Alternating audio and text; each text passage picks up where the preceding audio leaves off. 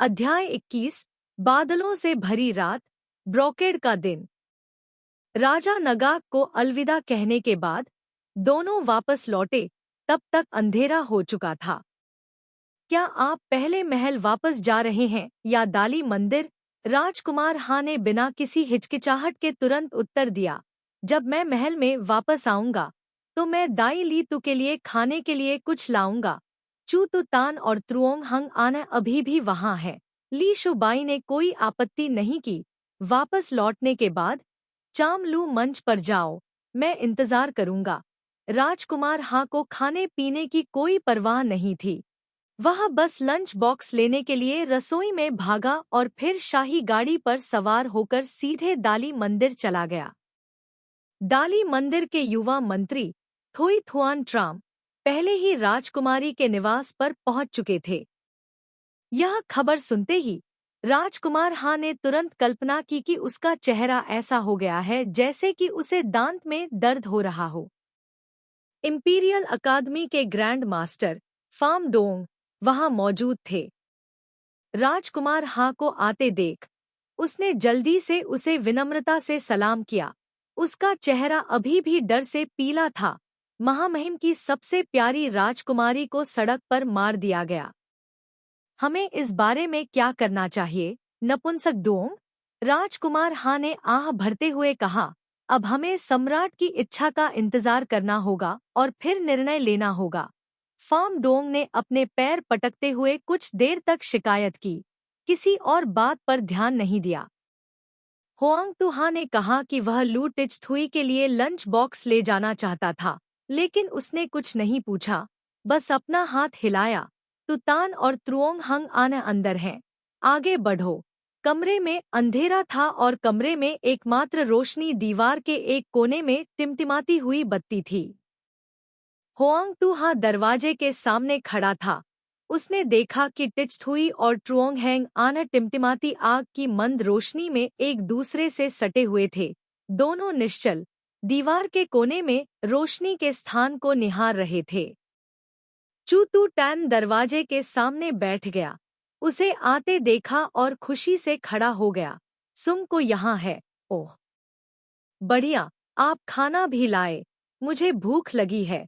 उस आदमी ने हुआंग तुहा के हाथ से लंच बॉक्स लिया और उत्सुकता से अंदर बैठे दो लोगों से कहा, दूसरे भाई ट्रोंग, एडिच, चाहे कुछ भी हो, खाना अभी भी सबसे महत्वपूर्ण है। यहाँ आओ, कुछ खाओ। चू तू तान ने जल्दी से बर्तन सजाए। दो व्यंजन जो उसे सबसे स्वादिष्ट लगे उन्हें टिचथुई और हुआंग तुहा के सामने रख दिया, फिर चॉपस्टिक्स को सबके बीच बांट दिया। क्वी हवेली में रसोई की आंटी को हुआंग तुहा बहुत पसंद थी। हमेशा उसके लिए सबसे अच्छे व्यंजन बचाकर रखती थी, लेकिन दुर्भाग्य से उन चारों में से कोई भी उन्हें नहीं खा सका। हुआंग तुहा ने टिचथुई को देखा और सबसे कोमल आवाज में कहा, मिस लू, तू तान ने आपको पहले ही बता दिया होगा। हमारे पास पूछने के लिए कुछ छोटे छोटे सवाल हैं। उम्मीद है कि आप हमें जवाब दे सकेंगी। टिचथुई घबराकर खड़ी हो गई और धीरे से बोली, मेरे पास कहने के लिए और कुछ नहीं है, मैंने सब कुछ कह दिया है। उसके डर को देखकर चू तू तान ने जल्दी से अपना हाथ हिलाकर समझाया, गलतफहमी मत करो, गलतफहमी मत करो। ट्रुओंग नहीं का हमारा दोस्त है, इसलिए तुम भी हमारी दोस्त हो, बस इसे बातचीत समझो। यह देखकर कि टिचथुई अभी भी हिचकिचा रही थी, होआंग तुहा ने त्रुओंग हंग अनह की पीठ थपथपाई। मिस लू, कृपया हमारी बात पर विश्वास करें। चाहे कुछ भी हो, मैं तुम्हारे साथ खड़ा रहूंगा। नहीं तो अगर डाली मंदिर वाले पूछने आएंगे तो मुझे डर है कि तुम और भी डर जाओगे। यह सुनकर त्रुओंग हांग आन्हे ने जल्दी से सिर हिलाया और टिचथुई को मनाते हुए कहा, चिंता मत करो, नपुंसक डोंग बहुत दुर्जय है। इस दुनिया में ऐसा कोई मामला नहीं है जिसे नपुंसक सुलझा न सके। मेरा मानना है कि जब तक आप सच बोलेंगे, यूनुच डोंग निश्चित रूप से आपका नाम साफ कर देगा। टिचथुई ने ऊपर देखा, उसे काफी देर तक घूरती रही, फिर मुस्कुराई और बोली, लेकिन मुझे और कुछ नहीं कहना है, मैंने ही उन 2 लोगों को मारा था। हमसे झूठ बोलने का कोई फायदा नहीं है। होआंग तुहा ने उसे बीच में रोका और चू तू तान की ओर देखा। चू तू तान समझ गया और तुरंत बोला, मिस लू, मैंने खुद टोन गाई के शरीर की जांच की है और मुझे उसके शरीर पर लगे घाव साफ याद हैं। ऐसा कहकर वह पलटा और टिचथुई को देने के लिए एक शाखा तोड़ दी। मिस लू, ऐसा दिखावा करने की कोशिश करो कि मैं टोन स्केबीज हूँ और उस समय की स्थिति को फिर से दोहराओ। उसने कहा कि टोन गाई दरवाजे पर खड़ा था, इसलिए उसने चाकू उठाया और उस पर 2 बार वार किया, है ना? हाँ। टिचथुई ने पेड़ की शाखा को कसकर पकड़ लिया और कांपते हुए जवाब दिया। तो फिर तुमने चाकू कैसे मारा? टिचथुई ने हिचकिचाते हुए त्रुओंग हैंग आने को देखा, फिर उसके हाथ में मौजूद शाखा को देखा और अंत में उसे उठाकर चू तू तान के सीने में घोंप दिया। त्रुओंग हैंग आना घबरा गई और उसे रोकने ही वाली थी कि चू तू तान ने जल्दी से टिचथुई की कलाई पकड़ ली और उसके वार को रोक दिया। मिस लू, अगर कोई आपके सामने खड़ा है तो वार का घाव ऊपर से नीचे की ओर होना चाहिए। लेकिन टोन गाई का घाव बाएं से दाएं की ओर था, जिसका अर्थ है कि उसे दाहिनी ओर लेटे हुए चाकू मारा गया था। चाकू का घाव नीचे की ओर झुका हुआ था, इसलिए हम यह मान सकते हैं कि हत्यारे ने टोन गाई की गहरी नींद का फायदा उठाकर बिस्तर के सामने बैठ गया और उसे चाकू मार दिया, जैसा आपने कहा जब उसने दरवाजा खोला। तो अगर तुम यह स्वीकार करने पर अड़े रहते हो कि तुमने ही सन को मारा है, तो हमें बताओ, तुम उस पिंजरे जैसे घर में घुसकर सन की हत्या कैसे कर पाए जब वह सो रहा था? तो फिर आप ऐसे बंद घर से बाहर कैसे निकलेंगे? टिचथुई वहीं खड़ी रही, उसे समझ नहीं आ रहा था कि क्या जवाब दे। ट्रुओंग हंग आन्हे ने उसे घूरते हुए, कांपते हुए पूछा, एडिच, तुम्हें झूठ क्यों बोलना पड़ता है? तुम्हें अपराधी होने का नाटक क्यों करना पड़ रहा है? बेशक यह आपके लिए है, दूसरे भाई ट्रुओंग। होआंग तुहा ने शांति से विश्लेषण किया। आपको लगता है कि वह हत्यारा है जिसने गोई यमान और टोन गाई को मार डाला, लेकिन वह सोचती है कि आपने उसका बदला लेने के लिए अन्य 2 को मार डाला। इसलिए जब उसे पता चला कि आप एक संदिग्ध बन गए हैं और यह आपके भविष्य को भी प्रभावित करेगा, तो उसने दृढ़तापूर्वक खुद को बलिदान कर दिया और दाली मंदिर में आत्मसमर्पण करने चली गई, ताकि वह दोष अपने ऊपर ले सके और आपकी रक्षा कर सके। होआंग तुहा के इन शब्दों से त्रुओंग हांग आन्हा और टिचथुई स्तब्ध रह गए। अडिच, तुम बहुत मूर्ख हो। त्रुओंग हंग आन्हा ने जल्दी से उसका हाथ पकड़ लिया। उस उम्र का एक युवा, लेकिन अब खुशी, गुस्सा, उदासी, सभी मिश्रित भावनाएं उसके चेहरे पर प्रकट हुईं। वास्तव में यह नहीं पता था कि कैसे वर्णन किया जाए। तुम अब क्या करें? दोनों लोगों को एक दूसरे का हाथ कसकर पकड़े देखकर राजकुमार हाँ खुश भी हुए और दुखी भी, इसलिए उन्होंने उन्हें सांत्वना दी। अब जब राजकुमारी का निधन हो गया है, तो मिस लू दाई लीतू के अस्थायी हिरासत कक्ष में हैं, इसलिए उन पर संदेह नहीं किया जा सकता। लेकिन उसने पहले ही अन्य 2 लोगों की हत्या करना स्वीकार कर लिया था, इसलिए उसे तुरंत जमानत पर रिहा करवाना मुश्किल होगा। मुझे डर है कि उसे रिहा होने से पहले असली अपराधी के पकड़े जाने तक इंतजार करना पड़ेगा। टिचथुई ने उदास होकर सिर हिलाया और धीरे से कहा, माफ करना ट्रुओंग निका, ऐसा इसलिए है क्योंकि मैंने आप पर विश्वास नहीं किया। आपको दोष नहीं दिया जा सकता। यदि आप मुझे दोष देते हैं, तो मुझे आपसे इसे छिपाने के लिए दोष दें।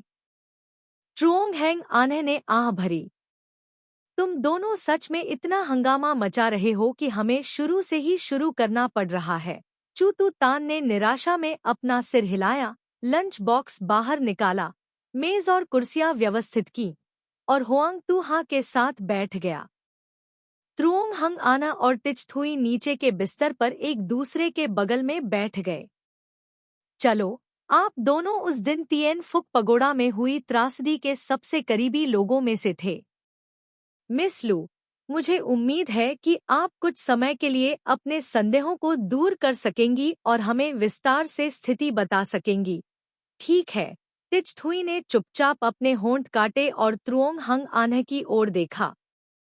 उसे सिर हिलाते देख उसने अपना सिर नीचे किया और कहा, लेकिन उस दिन मैंने घूंघट के साथ टोपी पहनी हुई थी, इसलिए मैं बाहर का दृश्य स्पष्ट रूप से नहीं देख पाई।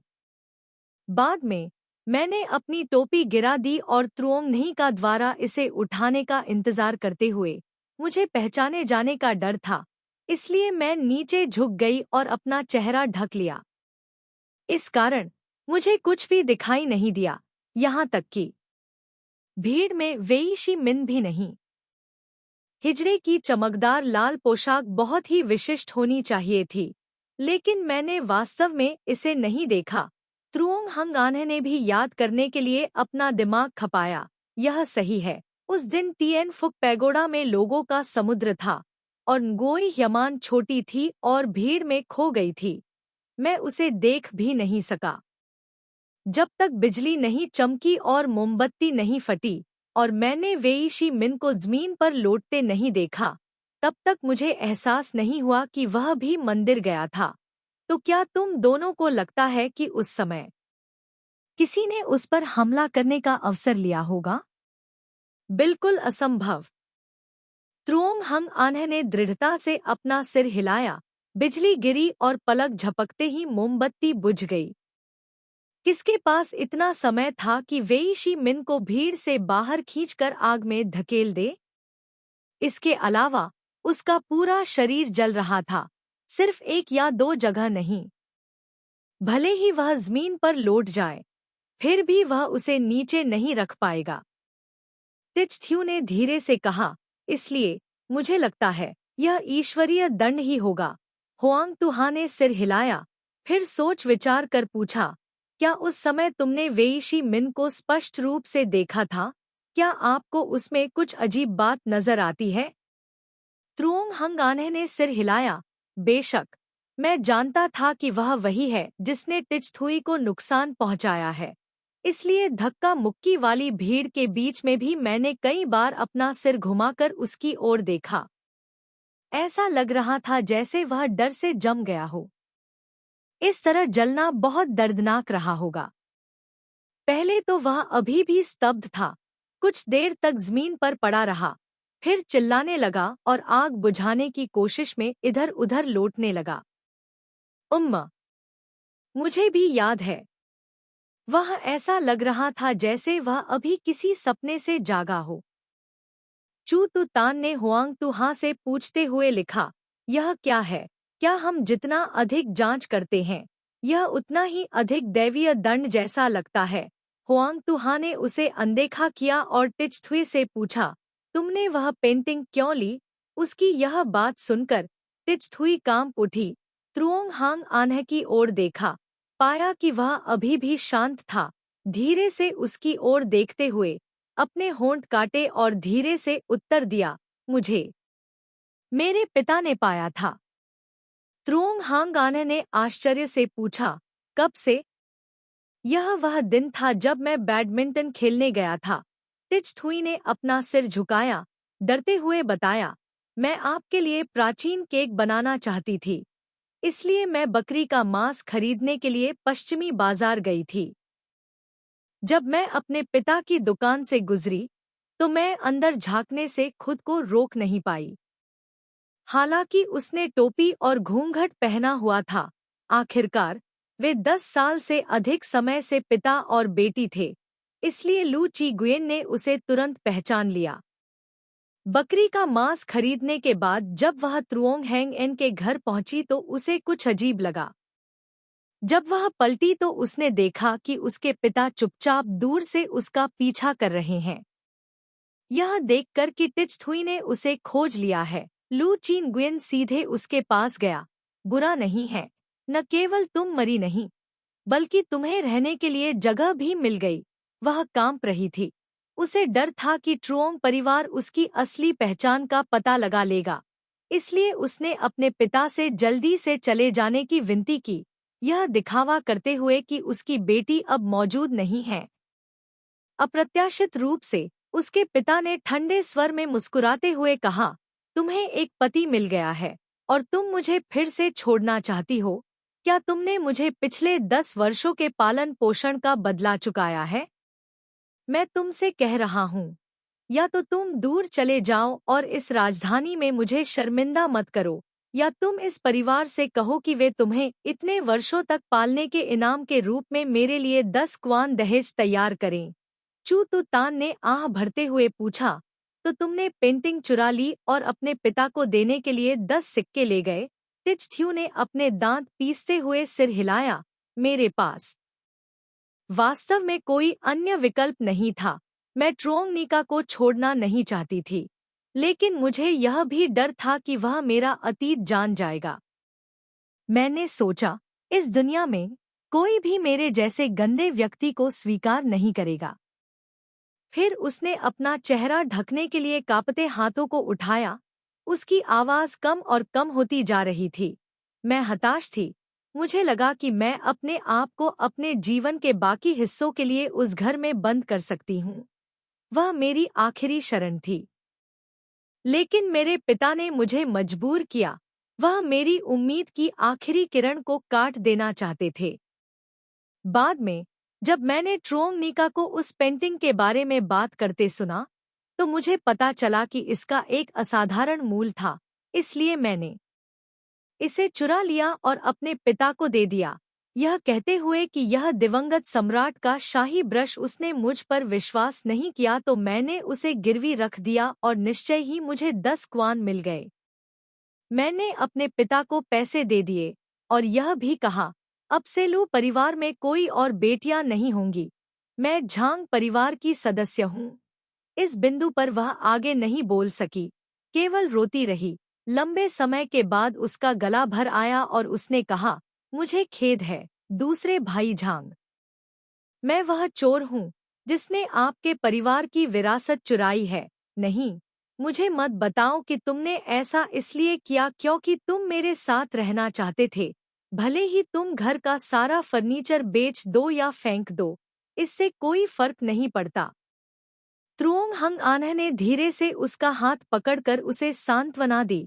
मेरे पिता की बीमारी में अभी सुधार हुआ है और मुझे फिर से काम पर जाना है। तुम ही घर की देखभाल कर रही हो। तुम ही लंबे समय से मालकिन हो। मालिक द्वारा चीजें गिरवी रखने में क्या गलत है? तिच थुई को उम्मीद नहीं थी कि त्रुओंग हांग आन्ह ऐसा कहेगा। वह केवल उसे खाली नजरों से देख सकती थी। उसके गालों पर आंसू बह रहे थे। त्रुओंग हंग आन्ह ने धीरे से उसके आंसू पोंछे। उसे बहुत देर तक देखता रहा, अपनी उदासी को छुपाने में असमर्थ। एडिच, तुम बहुत मूर्ख हो। अब हमें क्या करना चाहिए? सच में, अब जब यह ऐसा है, तो क्या यह मुश्किल नहीं है? चू तू तान ने देखा कि आसपास कोई नहीं था, इसलिए उसने अपनी आवाज कम की और कहा, लेकिन चिंता मत करो, इस बार राजकुमारी का निधन हो गया। यह अदालत के लिए दुर्भाग्यपूर्ण था, लेकिन मिस टिच थुई के लिए सौभाग्यशाली था। थोई, आप एक बुद्धिमान व्यक्ति हैं। जब तक टिच थुई उसे पूरी कहानी बताता है, हम राजकुमारों से आपके लिए बोलने के लिए कहेंगे। आखिरकार राजा चियो और राजा नगाक उन दोनों से मिले हैं। अगर हम जोर देते हैं तो वे आगे आने और कुछ शब्द कहने में संकोच नहीं करेंगे। जहाँ तक सम्राट का प्रश्न है, मैं देखता हूँ कि अब पूरी दुनिया में केवल क्वी का राजा ही सम्राट को मना सकता है। मुझे इसके लिए सुंग कंपनी पर निर्भर रहना होगा। तीनों ने आशा से भरी नजरों से राजकुमार हा की ओर देखा। राजकुमार हा एक पल के लिए झिझके, फिर सिर हिलाया और कहा, मैं कोशिश करूंगा। ट्रुओंग हंग आन्ह टिच थुई के लिए कंबल और कपड़े लाने के लिए घर चले गए, जबकि हुआंग तुहा और चू तू तान दाई लीतू को छोड़कर इस बात पर चर्चा करने चले गए कि क्या उस समय राजकुमारी डोंग जुआंग को नियंत्रित किया जा रहा था या नहीं, और उन्होंने मदद के लिए क्यों नहीं पुकारा। अचानक थोई थुएन ट्रम को घोड़े पर वापस आते देखकर वह अपने घोड़े से कूद पड़ा और खुशी से चिल्लाया, तु थुएन, प्राचीन उपासना, तुम दोनों भी यहाँ हो। महान। डाली मंदिर के गेट के बाहर रोशनी चमक रही थी। कुई चुनजान के सेवक के हाथ में मशाल भी चमक रही थी, जो यंग मास्टर कुई के हर्षित भाव को और भी स्पष्ट रूप से उजागर कर रही थी। वे दोनों आश्चर्यचकित थे और जल्दी से एक दूसरे को देखने लगे। उन्हें लगा कि यंग मास्टर कुई को मृत्यु तक दुख होगा। थोई थुएन ट्रम के पीछे से एक मोटे व्यक्ति को घसीटते हुए बाहर आते देख दोनों और भी अधिक आश्चर्यचकित हो गए। क्या वह छोटा गोल मटोल अधेड़ व्यक्ति चावल के केक की तरह बंधा हुआ नहीं था? टिएन क्वान साच। जैसे ही उसने उन्हें देखा, टिएन क्वान साच तुरंत चिल्लाया, युवा मास्टर चू, हिजड़ा दोंग, तुम दोनों को मेरे लिए गवाही देनी होगी। मैंने सचमुच किसी को नहीं मारा। राजकुमारी को मारना तो और भी असंभव है। चू तु तान ने आश्चर्य से अपनी आंखें चौड़ी की और पूछा, युवा मास्टर थोई, क्या वह हत्यारा है? थोई थुएन ट्राम ने अपनी आंखें चौड़ी करके मुस्कुराते हुए गर्व से उत्तर दिया, यह सही है। आज मुझे सम्राट द्वारा राजकुमारी के निवास की तलाशी लेने का आदेश दिया गया था, और संयोग से मैंने इस आदमी को निवास में एक रसोइये से मिलने के लिए चुपके से अंदर आते हुए पकड़ लिया। हमने उसे पकड़ लिया और पूछताछ की तो उसने बताया कि वह अपनी बेटी को ढूंढने आया था। वह किसे बेवकूफ बनाने की कोशिश कर रहा था? चू तु तान ने टिएन क्वान सच को अंदर घसीटे जाते हुए देखा और आश्चर्य से पूछा, ओह, क्या उसकी बेटी राजकुमारी के महल में नौकरानी नहीं है? हाँ, वह कहता रहा कि उसकी बेटी राजकुमारी के पास काम करने वाली नौकरानी है, और उसने कहा कि वह उससे कई बार मिल चुका है। हाल ही में उसने देखा कि उसकी बेटी के बारे में कोई खबर नहीं है, इसलिए वह पूछताछ करने के लिए हवेली में घुस गया। थोई थुएन ट्रैम ने व्यंग्य किया, यह झूठ भी नहीं है। मैंने उससे कहा कि वह बताए कि कौन सी लड़की है, लेकिन वह नहीं बता पाया। उसने यह भी कहा कि लड़की की कलाई पर गुलाबी नीले रंग का जन्मचिह्न था। नतीजतन हमने हवेली में ऊपर से नीचे तक सभी से पूछा। यह तो बताने की जरूरत ही नहीं कि वहां ऐसी कोई नौकरानी नहीं थी, यहाँ तक कि हिजड़ों के हाथों पर भी जन्मचिह्न नहीं था। ओह, लेकिन पिछली बार जब हम जांच करने के लिए उसकी दुकान पर गए थे, तो उसने स्पष्ट सबूत भी पेश किए थे। उसकी बेटी ने अपने पिता को एक सुनहरा तोड़ दिया था, जिसका पूरा शरीर रत्नों से ढका हुआ था, जो जेड़ से बने कमल के पत्ते पर बैठा था। बहुत सुंदर सुनहरा तोड़। थोई थुएन ट्राम की आंखें चमक उठीं। क्या उस कमल के पत्ते पर क्रिस्टल ओस की बूंद है? जब भी मेंढक हिलता है तो ओस की बूंद पत्ते पर लुढ़क जाती है। चू तु तान ने बार बार सिर हिलाया, युवा स्वामी, आपने भी इसे देखा? बिल्कुल। यह 2 साल पहले पश्चिमी क्षेत्र के एक देश की ओर से एक श्रद्धांजलि थी। वह दिन टेट का पहला दिन था। महल के सभी मंदारिनों को यह देखने को मिला। सभी आश्चर्यचकित थे।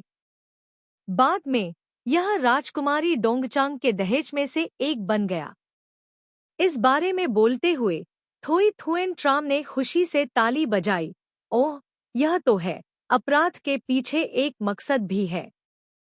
टिएन क्वान सच ने एक सुनहरा तोड़ चुराने की साजिश रची और राजकुमारी के महल के हिजड़ों को लगातार मार डाला। राजकुमारी और खुरदरा सन पास ही में रहते थे। हालांकि यह स्पष्ट नहीं है कि इस मामले में खुरदरा सन किस तरह से शामिल है, लेकिन मेरा मानना है कि अगर यातना का इस्तेमाल किया जाए तो वह छोटा मोटा आदमी पूरी कहानी जरूर बता देगा। बोलते हुए थोई थुएन ट्राम सीधे दाई ल्यतु के मुख्य हॉल में चले गए। और अपने अधीनस्थों को लगातार आदेश देते रहे, दीपक जलाओ, ऊपर जाना। मैं अभी उस गंभीर अपराधी से पूछताछ करना चाहता हूँ। चू तू तान अवाक रह गया और हुआंग तू हा की ओर देखने लगा। हुआंग तू हा ने जल्दी से थोई थुआन ट्राम का पीछा किया और एक वाक्य कहना नहीं भूला, तुम किसका इंतजार कर रहे हो? जल्दी से पीछा करो और देखो कि युवा मास्टर थोई पूछताछ के लिए कैसे तैयारी कर रहे हैं। दाली मंदिर का दरबार जगमगा रहा था, जिसमें 3 अधिकारी, कानून प्रवर्तन अधिकारी, सेंसर और सिविल सेवक दोनों तरफ खड़े थे।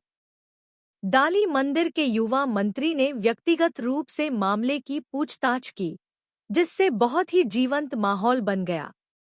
इस मामले की जांच करने के लिए सम्राट द्वारा नियुक्त 2 लोग, हुआंग जिक्सियांग और झू जिकिन, अदालत के बगल में बैठे हुए देख रहे थे। कियान गुआनजे को घसीटते हुए देखकर वे कांपते हुए जमीन पर घुटने टेक दिए। हुआंग जिक्सियांग ने झू जिकिन से धीमी आवाज में पूछा, अब दाली मंदिर का युवा मंत्री कौन है? यह कभी भी दाली मंदिर में क्यों नहीं देखा जाता? चू तू तान ने आश्चर्य से उसकी ओर देखा, तुम्हें नहीं पता? मुझे कैसे पता चलेगा? जब मैंने राजधानी छोड़ी थी, तो दाली मंदिर के ग्रैंड मास्टर ड्यूक टू थे। बाद में मैंने सुना कि ड्यूक टू का निधन हो गया था। हिजड़ा हर दिन दाली मंदिर के ग्रैंड मास्टर के साथ रहता है, फिर भी वह नहीं जानता कि दाली मंदिर का ग्रैंड मास्टर कौन है। चू तू तान ने अपनी आवाज थोड़ी ऊंची कर दी। होंग तू हा ने अपनी उंगली को अपने होठों पर रखकर उसे आवाज कम करने का संकेत दिया, लेकिन जब उसने इस बारे में सोचा, तो उसने अचानक कहा, दाली मंदिर का मंत्री ह्यूई वोंग है। और क्या तुम्हें नहीं पता कि राजकुमार कितने पदों पर हैं? इस बार वह बहुत जोर से बोला और उसके बगल में बैठे लोग उसे घूरने लगे। उन दोनों ने न जानने का नाटक किया, सिर झुकाया और झू जिकिन द्वारा पहले लिखे गए मिनटों को खोला। कुई चुनजान गरिमा के साथ कुर्सी पर बैठ गया, फिर गंभीरता से पूछा, वह व्यक्ति कौन है जो वहां घुटनों के बल बैठा है? यह छोटा आदमी टिएन क्वान साच, जिसने राजधानी में टिएन क्या घोड़े की दुकान खोली, कई सालों से ईमानदारी से व्यापार कर रहा है, कानून का पालन कर रहा है। इस छोटे आदमी के साथ बहुत अन्याय हुआ है। मैंने कभी नहीं। मैं जो भी पूछूं, तुम उसका उत्तर दो। थोई थुएन ट्राम ने मेज पर जोर से पटक दिया, फिर स्वयं द्वारा लिखी गई प्रश्नावली उठाई और एक-एक करके सभी प्रश्न पूछे। क्या हाल ही में आपकी घोड़ा दुकान ने जल निकासी सेवा शुरू की है? और क्या वह लोक निर्माण मंत्रालय के सीवर ड्रेजिंग कर्मचारियों के संपर्क में भी है? हाँ, टिएन क्वान साच को कुछ समझ नहीं आया, इसलिए उसने जो भी मन में आया कह दिया। दाली मंदिर ने जो पाया है उसके अनुसार राजकुमारी डोंगचांग की घटना के पास एक श्रद्धांजलि द्वार है। क्या आप हमले के बाद अधिकारियों द्वारा पीछा किए जाने से बचने की उम्मीद में वहां छिप गए थे? टिएन क्वान सच बुरी तरह डर गया और चिल्लाया, नहीं, नहीं, नहीं, मैंने किसी को नहीं मारा। मैं तो यह भी नहीं जानता था कि राजकुमारी मर चुकी है। जांच के अनुसार आपने पहली बार राजकुमारी की हवेली में पिछले साल प्रवेश किया था, हवेली में पानी के पाइप की मरम्मत के लिए। आपको जलमार्गों के बारे में ज्यादा जानकारी नहीं है, फिर भी आप अक्सर काम देखने के लिए वहां क्यों जाते हैं? इस नन्हे बच्चे ने सुना कि राजकुमारी का महल आलीशान और भव्य है और अपने क्षितिज को व्यापक बनाने के लिए इसकी प्रशंसा करना चाहता था। साथ ही यह सोचकर कि राजकुमारी का दर्जा बहुत बड़ा है, मुझे बस यही डर था कि मेरे अधीनस्थ गलतियां करेंगे, इसलिए मैं अक्सर निरीक्षण करने आता हूँ। लेकिन मेरा कोई और इरादा नहीं था। टिएन क्वान सच इतना डर गया कि वह जमीन पर बैठ गया। वह एक पीला, गूदेदार चर्बी के टुकड़े की तरह लग रहा था। मैंने सुना है राजकुमारी का महल आलीशान और शानदार है। तो आपने महल के दुर्लभ खजानों को निशाना बनाया और गोदाम से सोने के तोड़ और 9 छल्ले वाले हेयरपिन की तस्करी करने के लिए नपुंसक वेई शी मिन के साथ मिलीभगत की, है ना? यह कहाँ से आया है? मैं और वेई शी मिन केवल एक बार मिले हैं। मेरा सुनहरा टोड मेरी बेटी की ओर से एक उपहार था। मैंने कभी 9 रिंग हेयरपिन नहीं देखा है। आप वेई शी मिन से केवल एक बार मिले हैं। आपने उन्हें लिन लिन लिन लिन लिन जैसी कीमती चीज क्यों दी? बाद में वेई शी मिन और अधिक मांगने के लिए आपकी दुकान पर आया, फिर उसी दिन गायब हो गया और अगली सुबह तिएन फुक शिवालय में उसकी मृत्यु हो गई। मुझे बताओ, क्या उसने सोने का मेंढक चुराने में तुम्हारी मदद की थी और फिर तुमने उसे चुप कराने के लिए उसे मार डाला और उसे जलाकर मार डालने की योजना बनाई? इस समय कियान गुआंशु पहले से ही आंसुओं में था, अपने गले में करा रहा था और बार बार समझा रहा था, नहीं नहीं, वह लिंगलिंग जियांग, मैंने इसे एक शेफ को दिया था। तो फिर हर कोई यह क्यों कहता है कि वेई जिमिन ने इसका इस्तेमाल किया था? क्या वह रसोइया राजकुमारी के महल में आपकी आंखों और कानों में से एक है? नहीं, बिल्कुल नहीं। रसोई में ज़ुओंगबो एक अच्छी इंसान है। उसने मेरी बेटी को खोजने में मेरी मदद की। आप कहते रहते हैं कि आपकी बेटी राजकुमारी की हवेली में है, लेकिन हवेली के किसी भी नौकर की कलाई पर जन्म का निशान नहीं है जैसा आपने बताया। आप इसे कैसे साबित कर सकते हैं? टिएन क्वान साच अचंभित होकर अदालत में घुटनों के बल बैठ गया। उसके चेहरे की मांसपेशियां फड़क रही थी। उस रूप को देखकर राजकुमार हा को दया और दुख दोनों महसूस हुए। वह अपने दिल में आह भरने के अलावा कुछ नहीं कर सका। उसने मुंह फेर लिया और अब और देखना बर्दाश्त नहीं कर सका। लेकिन मैं एक लड़की से मिला था। वह स्क्रीन के पीछे खड़ा था और अपना हाथ मेरे सामने बढ़ा रहा था। उसकी बाह पर खरगोश के आकार का एक स्पष्ट गुलाबी नीला जन्मचिह्न था। यह हान नी के अलावा और कौन हो सकता है? मैं आपकी बेटी से वास्तव में मिला हूँ। थोई थुएन ट्राम ने मेज पर जोर से पटक दिया, जिससे कहानी बीच में ही रुक गई, जो कि एक स्पष्टीकरण भी था और श्री टिएन का एक प्रश्न भी। टिएन क्वान साच, मैं आपसे पूछता हूँ, आपने राजकुमारी के महल से खजाने चुराने के लिए वेई शी मिन के साथ मिलीभगत की। आपने राजकुमारी को क्यों मारा? उस दिन भीड़ में राजकुमारी ने तुम्हारे हाथ में 9 अंगूठी वाला हेयरपिन देखा था। उसके बाद तुमने राजकुमारी के साथ क्या किया? जल्दी से मुझे सच बताओ। टिएन क्वान सच बुरी तरह डर गया और केवल अपना सिर हिला सका। नहीं, बिल्कुल नहीं। मैंने किसी को नहीं मारा। मेरी बेटी राजकुमारी के महल में है। डाली मंदिर के अधिकारी ने आह भरी। सबूत स्पष्ट हैं, लेकिन कैदी अभी भी इसे स्वीकार करने से इनकार कर रहा है। महामहिम, ऐसा लगता है कि गंभीर यातना के बिना वह इसे स्वीकार नहीं करेगा।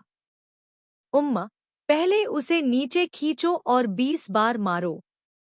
थोई थुएन ट्राम ने आदेश दिया, फिर एक कमांड कार्ड निकाला और उसे कोर्ट में फेंक दिया। चूते तान उछल पड़ा और कमांड कार्ड को पकड़ने की कोशिश करते हुए आगे बढ़ा। दुर्भाग्य से वह अभी भी एक कदम बहुत देर हो चुकी थी। कमांड कार्ड जमीन पर गिर गया। यामिन ने तुरंत कियान गुआंशु को पकड़ लिया और उसे नीचे खींच लिया। झो जिकिन बहुत तेजी से भागा, गलती से एक कुर्सी पर ठोकर खाई, जमीन पर गिर गया, जिससे कुर्सी भी गिर गई। चारों ओर खड़े यामिन सभी तितर बितर हो गए। कोर्ट अचानक अराजक हो गया। कोई चुनजान ने भौहें सिकोड़ी। जिकिन क्या कर रहा है? ठीक है, युवा स्वामी। होआंग तू हा ने खड़े होकर उसे सलाम करते हुए अपने हाथ जोड़े। हालांकि युवा स्वामी ने पहले ही इस मामले को संभाल लिया है। सम्राट ने एक बार इस नौकर और तू तान को भाग लेने के लिए भेजा था, इसलिए कुछ चीजें हैं जो वह युवा स्वामी के साथ चर्चा करना चाहते हैं। क्या हम कुछ शब्दों के लिए बात करने के लिए जगह ढूंढ सकते हैं? थोई थुएन ट्रम ने बाहर से आती हुई तिएन क्वान साच की दयनीय चीखें सुनी। फिर दरबार में बिखरे हुए सेवकों की ओर देखा और कहा, ठीक है, चलो पीछे चलकर बात करते हैं। उन्हें आराम करने दे और थोड़ी देर के लिए फिर से संगठित होने दे। वे तीनों घर के पीछे जाकर बैठ गए। नौकर ने चाय पानी परोसना समाप्त किया तो थोई थुएन त्राम ने पूछा, क्या बात है? राजकुमार हा ने पूछा, क्या आपको लगता है कि टिएन क्वान सच असली अपराधी है? थोई थुएन ट्राम ने भौहें सिकोड़ते हुए कहा, वर्तमान स्थिति के अनुसार क्या वह सबसे अधिक संदिग्ध व्यक्ति नहीं है? उन्होंने वेई शी मिन को इतना कीमती मसाला दिया। वेई शी मिन उन्हें खोजने आए और उसी रात गायब हो गए और अगली सुबह उन्हें जला दिया गया। वह खुरदुरा सन जरूर उसका साथी रहा होगा, नहीं तो उसे अपने अपराध का पता चल जाता और वह मारा जाता। फिर कियान ने सही समय का इंतजार किया, नशे में होने का नाटक किया और गलती से शव को खोजने के लिए घर में घुस गया। इसके अलावा उसने राजकुमारी की हवेली के गोदाम से सुनहरा टोड चुराया था, इसलिए वह 9 रिंग वाला हेयरपिन भी चुरा सकता था और वह हेयरपिन हत्या का हथियार था जिससे राजकुमारी की हत्या हुई थी। घटनास्थल के पास एक गुप्त सीवर था जिससे भागना उसके लिए बहुत सुविधाजनक था। मैंने सुना है कि कुछ दिन पहले वह नहर को साफ करने के लिए लोगों से आग्रह करने के लिए व्यक्तिगत रूप से वहां गया था। हुआंग जीहे ने फिर पूछा, मान लीजिए कि वेई शी मिन की मृत्यु हो गई क्योंकि उसने कियान गुआनसी के साथ मिलकर सुनहरा टोड चुराया था और बाद में उसे चुप कराने के लिए कियान गुआनसी ने उसे मार दिया। लेकिन जब 9 रिंग वाला हेयरपिन गायब हो गया तो वेई शी मिन पहले ही मर चुका था। कियान गुआनसी के पास कोई अंदरूनी सूत्र नहीं था, इसलिए वह कार्रवाई कैसे कर सकता था? थोई थुएन त्राम ने भौहें सिकोड़ी और बहुत देर तक सोचते रहे। फिर बोले, या यह वही शेफ है जिसका उसने उल्लेख किया था? राजकुमार हा ने थके हुए स्वर में अपना सिर हिलाया, बस, युवा स्वामी। वेई शी मिन राजकुमारी के बगल में नौकर है, इसलिए उसके पास चोरी करने का मौका हो सकता है। लेकिन रसोइया सारा दिन रसोई में बिताता है और उसे वैन की अटारी तक जाने का भी मौका नहीं मिलता। हेयरपिन चुराने की तो बात ही छोड़िए। लेकिन हिजड़ा इस बात से इनकार नहीं कर सकता कि कियान गुआनशु इस मामले से निकटता से जुड़ा हुआ है और तीनों मामलों में गहराई से शामिल है। ओह, मैं भूल गया। जिस घोड़े के साथ दामाद के साथ घटना हुई थी उसे भी वामपंथी जिन वू वेई को बेच दिया गया था। हे नपुंसक, क्या एक व्यक्ति जो इतने संदेह के घेरे में है फिर भी निर्दोष हो सकता है? थोई थुएन ट्राम ने आह भरी, उनके करीब झुका और फुसफुसाया, इसके अलावा नपुंसक यह भी जानता है कि सम्राट राजकुमारी डोंग जुओंग से सबसे अधिक प्यार करता है, उसे एक खजाने की तरह संजोता है। अब जबकि राजकुमारी का निधन हो चुका है तो 3 न्यायिक एजेंसियों दाई लीतू, होनबो और नुगुसु दाई की बात तो छोड़ ही दीजिए, यहाँ तक कि राजधानी के गार्ड, 2 कार्यालय और 10 सेनाएं भी जिम्मेदारी से बच नहीं सकती। कई शाही चिकित्सकों को मौके पर ही पीट कर मार डाला गया। कहा जाता है कि सम्राट ने उनके पूरे परिवार के सैकड़ों लोगों को भी दंडित करने का इरादा किया था। नपुंसक ने कहा कि राजकुमारी को हत्यारे ने चाकू घोंपकर मार डाला। शाही चिकित्सकों ने क्या अपराध किया था? अब यदि हम शीघ्र ही अपराधी को पकड़कर सम्राट को नहीं सौंपेंगे तो कौन सा सरकारी कार्यालय इस क्रोध को सहन कर सकेगा? राजकुमार हा ने भौहें सिकोड़ी।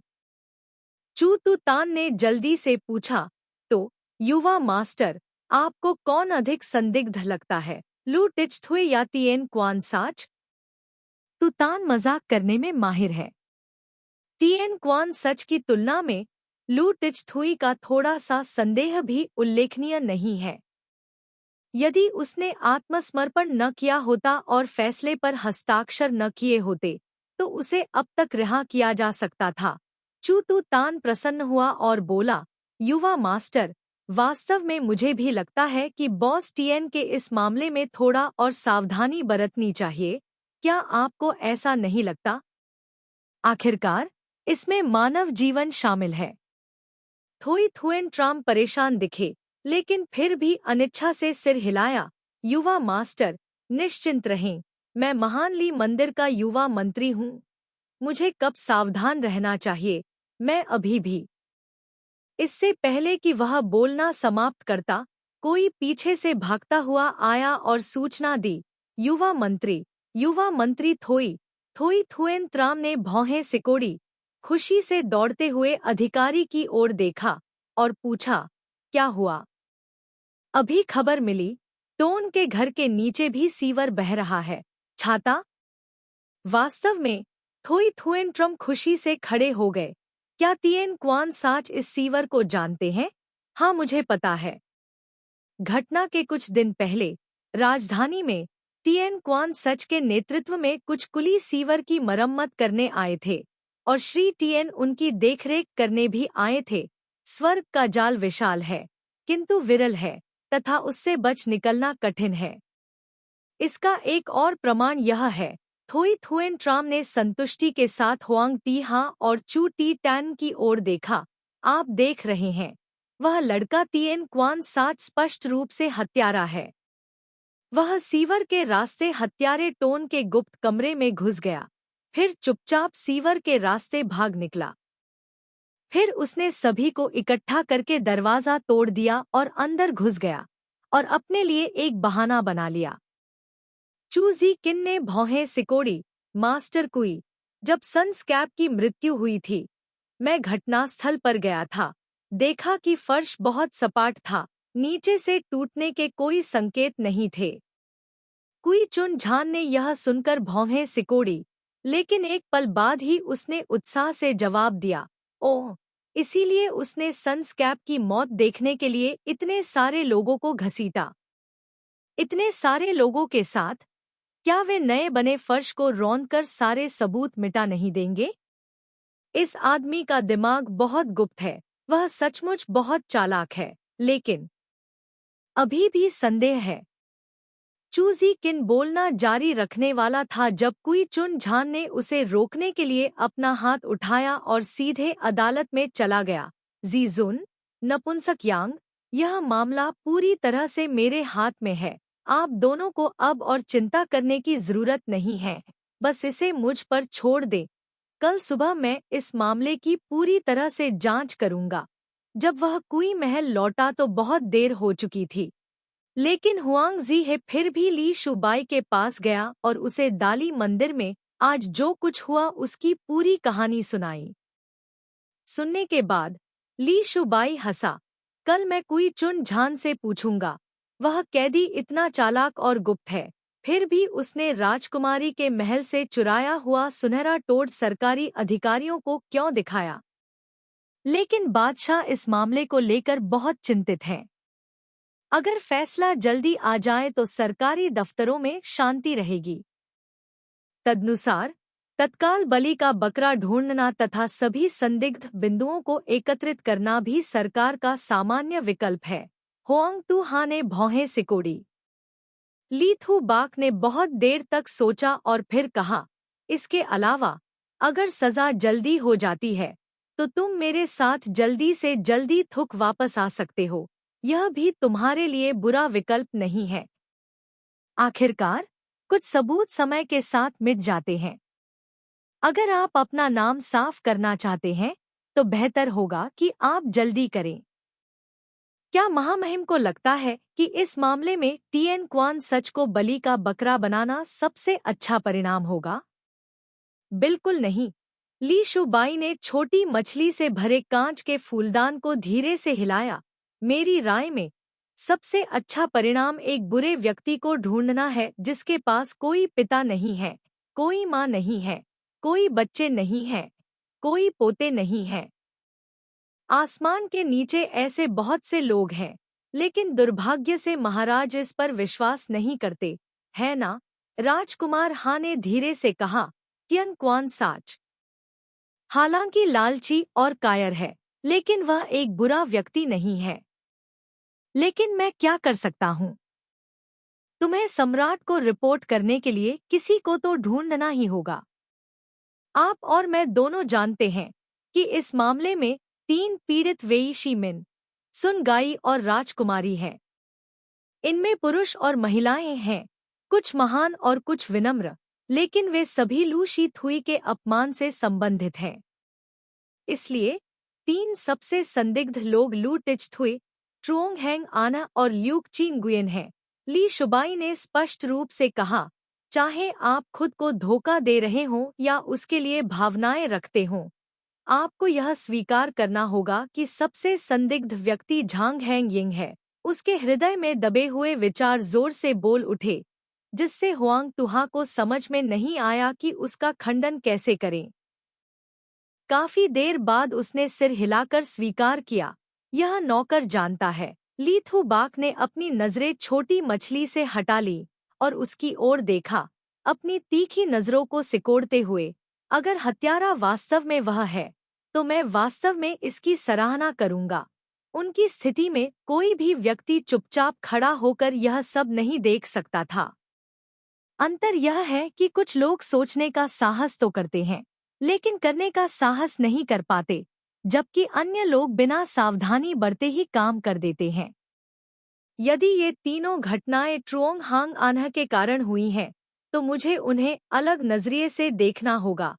उसकी खुली प्रशंसा को देखकर हुआंग तुहा ने धीरे से पूछा, तो अगर त्रुओंग हांग आन्ह वास्तव में अपराधी है, तो क्या मैं उसकी जान बचा सकता हूँ?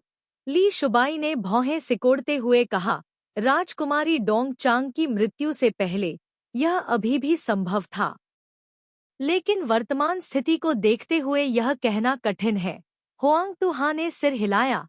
प्राचीन काल से लेकर अब तक लोगों की हत्या करना जीवन मरण का मामला है। ली शुबाई ने फिर कहा, अगर यह मामला उन 3 चित्रों के आधार पर चलाया गया होता, तो अब 3 पीड़ित होते।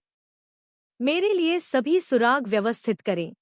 हुआंग तुहा ने सिर हिलाया, फिर अपने पैरों को क्रॉस किया और अपने पीछे छोटी मेज पर बैठ गया। एक पल के लिए सोचा, फिर कागज फैलाया और धीरे धीरे लिखने के लिए कलम उठा लिया। उन्होंने मूल रूप से लेडी वेई की सुलेख कला का अभ्यास किया।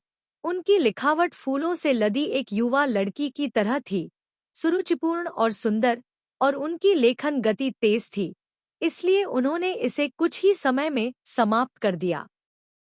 लेडी वेई का नाम थुओक था, शिष्टाचार नाम माओ वाई। पूर्वी जिन राजवंश 266-420 के दौरान एक महिला सुलेखक थी। उनकी सुलेख कला सुंदर और सुंदर थी, जिसमें प्रकाश और गहरे रंगों का सामंजस्य था। तांग राजवंश पुस्तक समीक्षा में इसकी प्रशंसा इस प्रकार की गई थी, फूलों से लदी एक युवा लड़की की तरह, उसका चेहरा कभी उठा हुआ, कभी झुका हुआ, मंच पर एक सुंदर महिला की तरह, उसका आकार बदलता और टिमटिमाता हुआ। गुलाबी कमल पानी पर प्रतिबिंबित होता है, नीले समुद्र पर बादल तैरते हैं। वह एक समय में प्रसिद्ध चीनी सुलेखक वांग झीझी की शिक्षिका थी। 1. वेई झीमिन की मौत। भीड़ के बीच में बिजली क्यों गिरी और एक छोटे कद के हिजड़े की मोमबत्ती जलकर क्यों मर गई? यदि यह मानव निर्मित था, तो अपराधी ने बिजली को कैसे नियंत्रित किया? मछली टैंक में लोहे का तार और पारा कहां से आया? क्या वे मामले से संबंधित हैं? 2. दामाद गुलदाउदी के बगीचे में घोड़े से गिर गया, क्या इसमें कोई शामिल था? यदि हाँ, तो क्या इसका उद्देश्य दामाद है? राजकुमार को सही घोड़ा चुनने के लिए कैसे राजी किया जाए, फिर उस पर कार्रवाई कैसे की जाए? 3. टोन गाय की मौत। वह उस बंद घर में कैसे घुसा? इतने गरीब घर में अल्फाल्फा की हल्की गंध क्यों है? अपराधी कैसे अंदर घुसा और भाग निकला? 4. राजकुमारी की मृत्यु। इतनी कड़ी सुरक्षा वाले क्षेत्र में 9 अंगूठी वाला हेयरपिन क्यों चोरी हो गया? राजकुमारी को भीड़ से बाहर खींच लिया गया और उसे पता था कि वह सड़क के बहुत करीब थी, तो उसने नौकर को क्यों नहीं बुलाया? नोट: राजकुमारी के महल में डू कोउ की मौत, झांग परिवार के घर में पेंटिंग और नगाक वोंग महल इस मामले से निकटता से जुड़े हुए हैं। इसे पढ़ने के बाद ली थू बाक ने सिर हिलाया और टिप्पणी की, बहुत जल्दबाजी में लिखा गया शब्द लेन गलती से लान लिख दिया गया। होआंग तुहा घबरा गया और जल्दी से कागज की जांच की ताकि गलत शब्द मिल जाए। ली थू बाक ने ऊपर देखने की जहमत नहीं उठाई और शांति से कहा, 7वां शब्द, 8वीं पंक्ति। राजकुमार हा ने प्रशंसा करते हुए कहा, आपकी स्मरण शक्ति बहुत अच्छी है, आप एक नज़र में ही किसी भी चीज को याद कर लेते हैं। इतना खराब भी नहीं, उन्होंने सहजता से कहा, या आप यह कह सकते हैं कि आपने कुल 235 शब्द लिखे और 118वां शब्द छूट गया। राजकुमार हा को अपने कानों पर विश्वास नहीं हुआ, इसलिए उन्होंने ट्यूब से गिनती की आधी छड़ियां निकाली और उन्हें मेज पर फेंकते हुए पूछा, महाराज, ट्यूब में कितनी छड़ियां बची हैं? उसने नजर घुमाई और तुरंत जवाब दिया, 47। होआंग तुहा ने गिनती की और निश्चित रूप से यह 47 था। उसने उसकी ओर देखा, इस नौकर को कोई सवाल पूछना है? उसने कोई उत्तर नहीं दिया, बस उसकी ओर देखता रहा। उस दिन टीएन फुक पगोड़ा में कितने लोग थे? कोई गिनती नहीं। उनकी आंखों में बोरिंग शब्द साफ दिखाई दे रहा था। लेकिन उस समय मैं भी वहां था। मेरी आंखों से मेरे सामने आने वाले हर व्यक्ति का प्रभाव तो पड़ता ही होगा, है न? उम्मा। लेकिन जब वेई शी मिन की मृत्यु हुई तो उन्होंने कहा कि उन्होंने उसे पहले कभी नहीं देखा था। ली थू बाक ने याद करते हुए सिर हिलाया, शायद इसलिए कि वह छोटा था, उसे उसके बगल में खड़े लोगों ने छिपा लिया था। दोनों प्रत्यक्षदर्शियों ट्रुओंग हैंग आना और लू टिच थुई ने कहा कि आग लगने से पहले उन्होंने गोई या मान को नहीं देखा था। होआंग तुहा ने सोचा, उसकी आंखें धीरे धीरे चमक उठीं, गुहाय मान उनका दुश्मन है। इसके अलावा उसने चमकीले लाल हिजड़े के कपड़े पहने हुए हैं, वह बहुत विशिष्ट लग रहा है। वह उनसे केवल कुछ मीटर की दूरी पर खड़ा है, उन्हें उसे तुरंत देख लेना चाहिए था। उसकी आंखों में चमक देखकर ली थू बाक ने फिर पूछा, तो तुम्हें सुराग मिल गया है? हाँ, शायद इस नौकर को टीएन फुक पगोड़ा में जलाकर मार डालने वाले मामले की कुंजी मिल गई है। वह मुस्कुराई और दूसरे केस पर अपनी उंगली थपथपाई। राजकुमार अपने घोड़े से गिर पड़ा। उसकी बदौलत मैं इस केस का कारण स्पष्ट रूप से महसूस कर सकता हूँ। ली थू बाक ने उसकी उंगली का अनुसरण करते हुए कहा, क्या आप जानते हैं कि हत्यारे ने कब मौके का फायदा उठाकर हमला किया? मुझे लगता है कि इस मामले में यदि कोई मकसद है तो निष्पादन की विधि अप्रासंगिक है। उसने गंभीरता से उसकी ओर देखा, क्या तुम्हें याद है मैंने क्या कहा था? इलायची के फूल फरवरी में खिलते हैं। ली थू बाक समझ गया कि वह क्या कहना चाह रही थी। एक पल के लिए सोचा और फिर भौहें सिकोड़ ली। शाही परिवार उसके प्रति बुरा नहीं है, वह केवल 20 साल का है और पहले से ही एक क्वांग लोक डॉक्टर है, पूरे दरबार में देख रहा है। क्या उसके जैसा गौरवशाली कोई है? लेकिन ऊंचे पद पर भी हृदय शांत नहीं रह सकता, है ना? उसने धीरे से पूछा। ली थू बाक ने एक पल सोचा, फिर खड़ा हो गया। कल तुम और मैं राजकुमारी की हवेली में जाएंगे। कल कृपया इस नौकर को राजकुमारी की हवेली में ले जाओ। उन दोनों ने एक ही समय में एक ही बात कही। होआंग तुहा स्तब्ध रह गया, फिर वह अनजाने में मुस्कुराया। ली थू बाक की आंखें एक पल के लिए उसके चेहरे पर रुक गईं। फिर उसने चुपचाप दूर देखा, एक शब्द भी नहीं कहा।